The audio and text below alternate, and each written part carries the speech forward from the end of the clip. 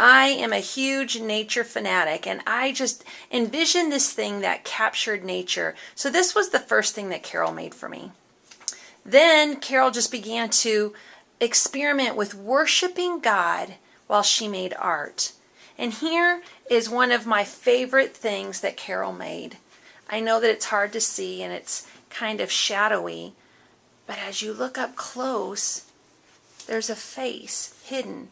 And let me tell you what this painting says in these dark and shadowy places.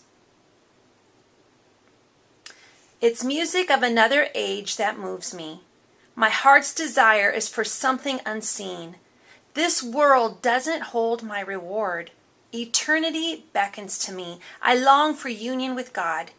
He loves me with an unending affection. I am his and he is mine. He is fairer than the sons of men. My beloved is altogether lovely. Grace is poured upon his lips. The words of life are on his tongue. He is fairer than the sons of men. There is none like him. He is clothed in majesty. The seal of your love is stronger than death. I stand between what is and what will be. There is an aching for something real. The world is more than we see. Blessed are those who believe, even though they don't see. This is not the end of the story. That last line is my favorite. This is not the end of the story. You know, sometimes, friends, life can be very, very hard. And when we are in the middle of those really hard times, that's what he speaks to us. This is not the end of the story. Another one of my favorite pieces that Carol made for me is this one.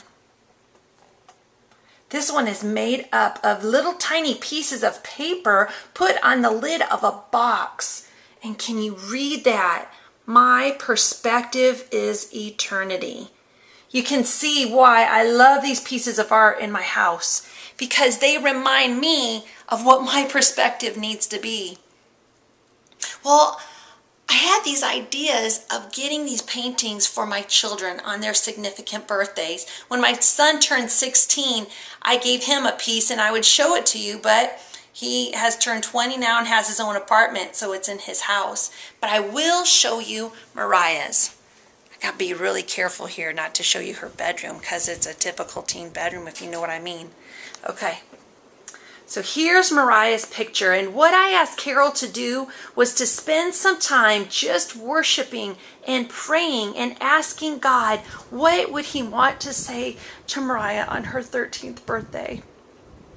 I get a little emotional about that. And so what Carol painted was this girl, and she is reaching up to God, and here on these steps there are words. They say good, dazzling, beautiful, full of love, perfect, unchanging, kind, true, compassion, just, noble, eternal, mighty, holy. See, this is the pathway that the girl is taking in order to reach up to God. These paintings go two ways. There are ways that God speaks to Carol and ways that she speaks back to God through worship. So friend, again, the primary way that God speaks to us is through his word.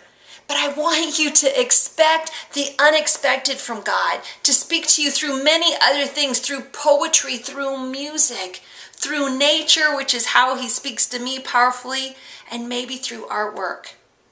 Discover new ways that you can see his revolutionary love for you.